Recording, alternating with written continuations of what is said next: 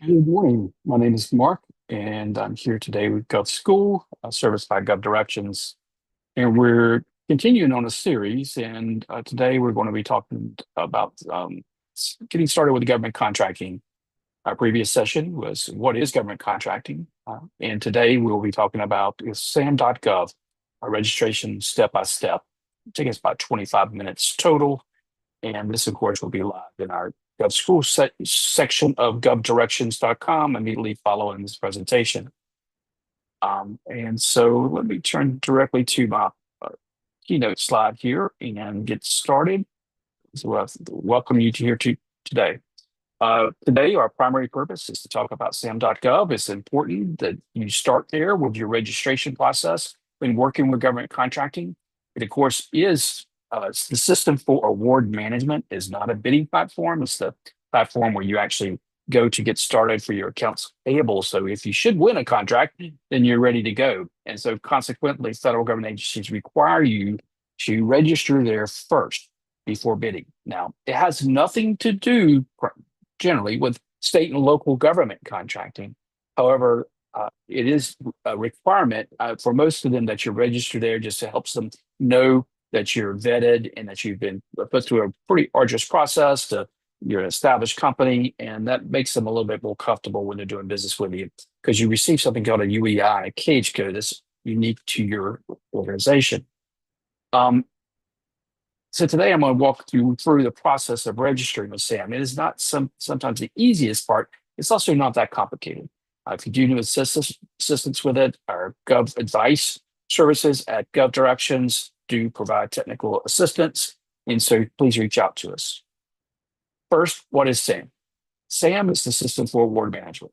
Okay, we've been through a couple of different process systems since I've been around. We started back with FBO.gov and then moved forward. I can remember watching a movie one time. I think it's called War Dogs, and I saw them going to that system that was built back there in the early 2000s, maybe late 90s, and it was very useful to them to learn about contracting, and they went aggressively sought those. But SAM is today's version of that. It's a comprehensive service that that pulls a lot of pieces of information together, and since that initial system, and so you'll see a lot of data that's available there. But the primary purpose is that award management process. It is an official U.S. government portal for all federal contracting. Okay, so you'll see a number of pieces of information, including the hierarchy discussed of how offices are set up, as well as past award information and other helpful data that you would use. Contracting officers are required to use this, and you are to receive a federal contract, apply for a grant, and even just as you're listed there to be found by agency buyers. Now, there is also the Small Business Administration has an overlay called DSBS, the Dynamic Small Business Search System, but that only pulls pieces of information out of SAM. SAM is the final authority of that information, of your contract status. There is also, I always like to point out, there is no Mr. Sam or Dr. Sam, or it is a system. Contractors across the United States use that, and it's meant to gather the information that's required for them to be able to validate you. It's always free to register. That's a really important. They plaster it on the front page because you'll get a lot of marketing and a lot of suggestions that you have to pay to get to access. You do not have to pay to register in SAM. You get that UEI, unique entity ID, and cage code absolutely free. Now you can pay for some technical assistance to help you through that process. Sometimes getting the cage code is a little bit more complex. And you also want to make sure if you have that, you're not able to really follow instructions. A lot of us sometimes don't. That's a fair analysis because we get distracted when we're small business owners. And sometimes you need someone to help you make sure you stay on track because you can make one small step the wrong way and break that ankle. You don't want to do that. And so you really can be stuck there for months if you don't do it correctly. So reaching out and having somebody assist you does make sense. I think our service, we offer that in between the $100 to $400 total to get you through that process. It is managed by the General Services Administration, and their staff is excellent. So if you ever get in there and you have an issue, you just reach down to the Federal Service Desk, and they're prompt. They help you out with resolve just about any issue. So remember, zero cost to register. 7 to 10 days to activate. I found that it usually gets you activated within a couple of days, unless they're shut down. We don't want to have that happen anymore, but that causes a lot of headaches for a lot of individuals. And you're good in it for a whole year. Now, a lot of times you start getting marked to about 2 months out, but you're going to somehow fall off the cliff if you don't go in there and do something to your account. But you are just required to log in once every year and just update, make sure you're still around. There's just so many of you who register in SAM each day. I think it's close to 1,000 new companies register every single day who are actually seeking to start doing business with the federal government. And then probably about 800 of you decide you don't want to do that, and you got to go away. So they have to keep that system fresh with companies that are really serious about this. So within a year, step in there and say, yes, I'm still around. Before you register, what do you really need to get together? That's something I always get an inquiry about.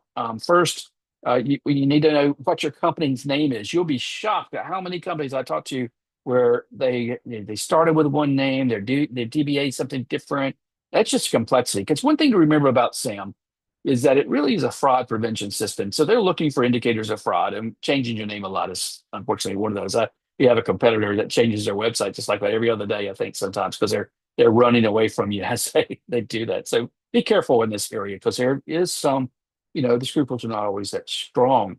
But know what your company name is, legal business name, and that must match the IRS and your state records exactly. You got a comma here, you need a comma there. Okay. If you got an apostrophe here, you got to have an apostrophe there. If you got an LLC here, you got to have LLC at the end of it there. It's worth the time making sure your IRS and state is matching, and before you go register in SAM. Okay. It can save you sometimes a month of headache. Your EIN, your employee identification number, must match that with the IRS. If you don't have that, go ahead and get that from IRS, the Internal Revenue Service. And that's our taxpayer ID number. And understand your corporate status before you start. You are automatically going to be assigned to UEI almost immediately whenever you start, and that's your tracking. Okay, and so whenever you log in there, you're going to find that there's going to be a workspace, a work platform, and a part of that is going to be the screen line, and we have these circles in there. I always tell folks, remember, you want to be in that first circle. If you find yourself in the other circles, you're not quite where you need to be at. And so you're in the sandbox and you want to get that back out to that first circle. NAICS codes. Before you start, go ahead and the North American Industry Classification System. There's a lot of acronyms in government. Go to census.gov/NAICS. Okay. Search the type of work that you do. Grab yourself a few NAICS codes, not just one, get a few. Understand what your primary one is, but then others that you might want to add. You're going to need those as you step into the actual platform. These are very important for total small business set aside provisions. Okay. So take time to understand NAICS codes. And if you just Google NAICS, it's going to probably have a lot of private companies that are there. Sure, they offer some valuable services, but not the census.gov/NAICS location. They're the authority of NAICS codes. Bank account. Understand you got to have a bank account to get paid. And that's the primary purpose of registering in SAM, is to get paid. So you got to have that ready to go. Okay. So and it should be in your company's name. Okay. Or however you're going to register. Make sure that legal business name and the bank account match up. And then go ahead and have your contacts and contact information. And for goodness sakes, remember, you've got to have a street address in your system. You cannot use a post office box or a shared resource. We're completely remote now. I have a mailbox at a place, and I use that to gather a mail. You can't use that for SAM registration. Okay, it's important. And even when you go and you use a shared facility, we also have an office at an organization called Industrious, which I love. It's a great spot. It's difficult to get those through the system. So oftentimes we register, if you're remote now, like a lot of us are, your home address, and then you can go back and you can just make some changes to that a little bit later. To get started, go to SAM.gov. You navigate to SAM in your browser. You click sign in. You got to have a login.gov account. It's universal these days. Unfortunately, the SBA has their own login, so you're going to have two of them. Okay, but your login.gov does work at SAM, and that's also the one you would use to log in to use a security account potentially, or the IRS. Same thing. You can create a free one if you don't have one. It's easy enough, and you'll go through the authentication source. Makes it a lot simpler these days. Second, create, verify your entity. Click register your entity when you first log in on your SAM.gov dashboard, and we call that workspace. And you choose an entity type. You're either a business. All of those. Make sure you're not. Don't check government. Okay, that's the other big two things I hear the most about. Is one is they don't have a street address, and the second is they click government by mistake and they didn't realize they didn't read the instructions. Okay, it's very clear. And if you and always remember, if you're not sure, the answer is no. And if you are sure about something, then you'll know the answer should be yes. So that's kind of a rule of thumb. If you don't understand something, it doesn't apply to you. Okay, another part. Enter your legal business name exactly as it appears on the IRS records. Enter your EIN, and then you're validated with the IRS. They will go through the system, and any mismatch will delay you significantly. Get your UEI. That's the next step that they'll assign to you, the unique entity identifier. This replaces what we used to use as the DUNS number. You can still get a DUNS number. That's a private organization, but it replaced it in April 2022, and the government assigns you a UEI. We all have to have one. It's a 12-character alphanumeric uh, assignment, and it's automatically given to you. It becomes your company's UEI for the future. At that point, it's required every single federal response, proposal, contract. Anytime you call up there, it's more important that you get the UEI than it is your name. Okay, that's important. So a lot of times I get some questions like, my name of my company is hats are great, but I sell pants now. Do I need to change the name of my company? Nobody really cares. Okay, as long as you got your 12-character alphanumeric UEI, that's what they need. If you have a legacy done, sort of your UEI was pre-assigned, you can check your account when we first start up. If you've been in the system for a while, you just log in, you've got the UEI now. The core data that you have to have is your physical address and mailing address. Okay, it needs to be there for you, and it's important you follow instructions that'll hold you up if you put a post office or if you put a shared resource like a UPS center, things like that. What your congressional district is. It auto-populates from your address these days, so you don't really have to know that as much. Your business start date and fiscal year end date. Go ahead and write that down before you get going, and look that up. It needs to match with your Secretary of State's office. Who's the immediate owner and highest level owner if you're a bigger business? Your points of contact. Understand that. Generally, most of us just put in one point of contact for everything. Some of it that it takes you a little bit of time because you have to enter it and you have to copy it, but some of them require a little bit more information than others. Okay, but you remember you can just put the basic information in it and use that for moving forward. It speeds up time. Know your primary NAICS codes. We have one NAICS code we're all assigned. Okay, that's what you generally put on your IRS returns, tax returns, and it's the one that you have your highest revenue generating. Okay, so that's important to understand it. The government does not care if you have multiple NAICS codes in different sectors. Okay, so you can do that. So if you're a leadership trainer and then you're doing a custodial business, it's okay. Just whichever one of those is your primary is the highest revenue you generate from those resources. You can use that. And you can add up to 150 of them, frankly. And the more you add, it's fine because the government can choose which NAICS code they want to assign to a solicitation. And just by the way, you can always go ahead and update them. So it's not the end all be all, but you need to make sure it reflects it whenever they go actually to search out potential marketplaces that they can send their documents to. NAICS codes determine set aside eligibility and federal buyer searches and your computer design. For example, 541512 is a computer design. Some of these don't really work so well with the technology, so you're gonna have to really search through there to find the right ones. But we'll give you some tips down here. Be comprehensive. Federal buyers use the NAICS codes to search, and if you want to come up, you got to have it assigned to you. Certifications to size standards. We have something called set asides in the United States for small business, 23% roughly. You can self-certify, and the SBA will come in and approve you, and then you're automatically assigned as a small business if you meet those conditions and your NAICS code, and you attach to those together. Other certifications: the woman-owned small business, the veteran-owned, HubZone. I have a whole class just on these types.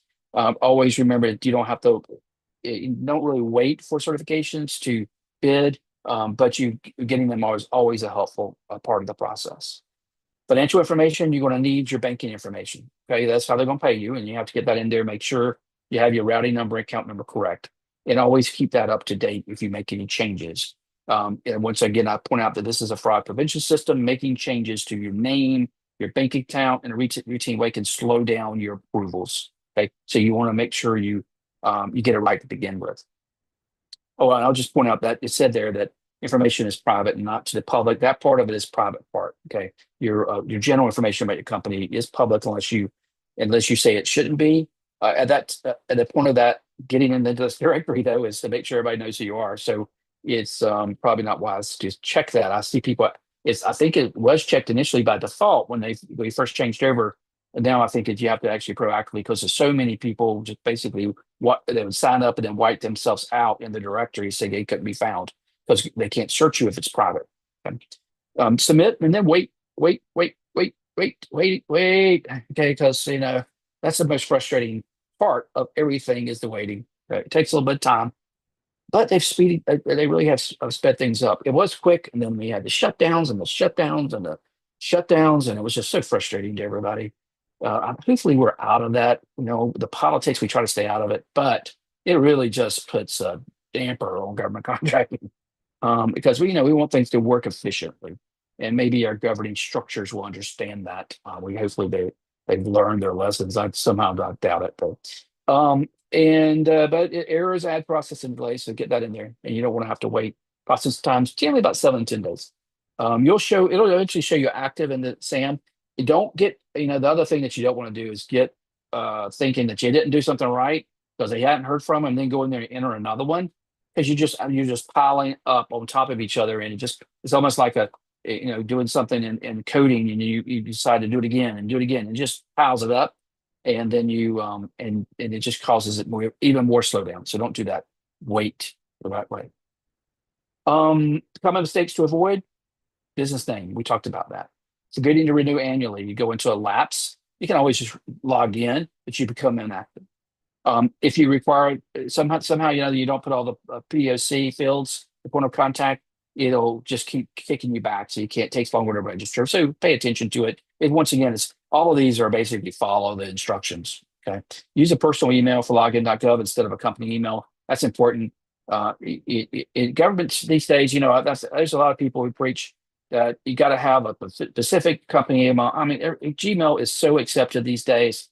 If you got Gmail, use Gmail. I think it's perfectly fine. Nobody really cares at the end of the day, as long as you get the mail. Okay. Not adding enough NAICS codes, that's limits your visibility. And then paying a third party to register. It's always free, folks. I get calls all the time from I paid $5.99, I paid $3,000, I paid this, I didn't get really something's wrong, they're not helping me. It's not it just isn't that complicated. If you need to pay somebody to help you, call us, we'll help you out. Okay. But the reason why you pay us, I'll tell you the number one reason is because you can't follow instructions. And that is once again a fair criticism to most of us. We're small businesses and sometimes it can be a little daunting. So that's why it's not hard. It's just that you got to pay attention. Okay? After registration, what's next? One, search for open bids at SAM or go to govdirections.com. Every single SAM, the good thing about GovDirections, I'll just tell you this. We're going to have so many more opportunities than the SAM system. And we're going to put them in front of you quicker and you'll be able to see them quicker. It's easier to search. It's a search by NAICS codes. And the main reason is SAM is simply federal bids over 25,000. Now, there are a lot of other transactions that are built in such a way that they can be multiples of 25,000. Okay. Just tell you how it works.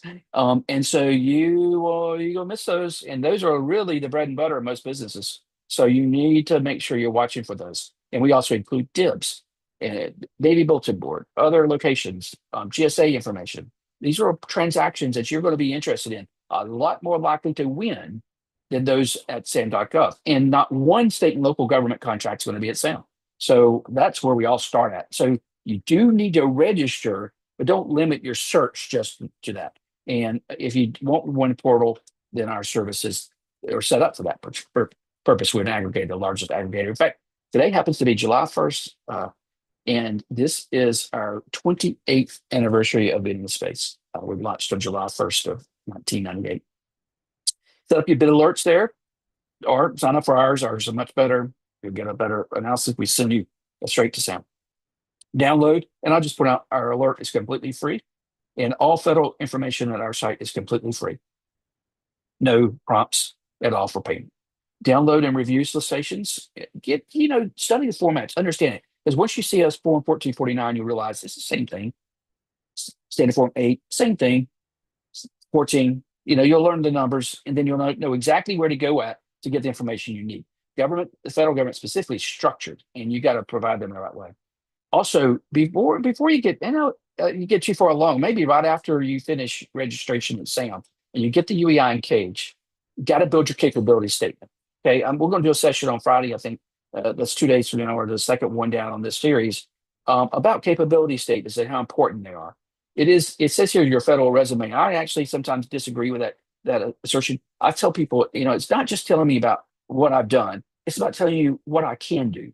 Okay. It is a capability. What are your capabilities? What does your team look like? How are you able to expand your team? What kind of relationships that you have?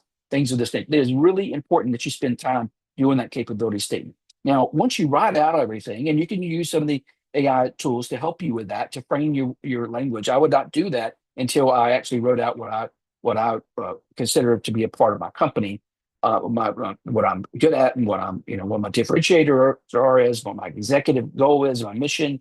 As well as those systems can help you write, they don't get that that passion that you have for your business. They just don't. And so get that passion down on paper first, and then use those tools to help you make it look sweet. Now, we have tools to help you with that, and we can prepare that for you in a way. But even then, I require you as a company owner to give me the basics for that information. Okay. And that's going to be the federal lesson 4 here. And then understand the certifications. You could go out of business waiting on certifications. So do not just sit around, wait for them, add them over time as you qualify for them. Just as our final sign up free, govdirections.com. That's probably how you learned about this.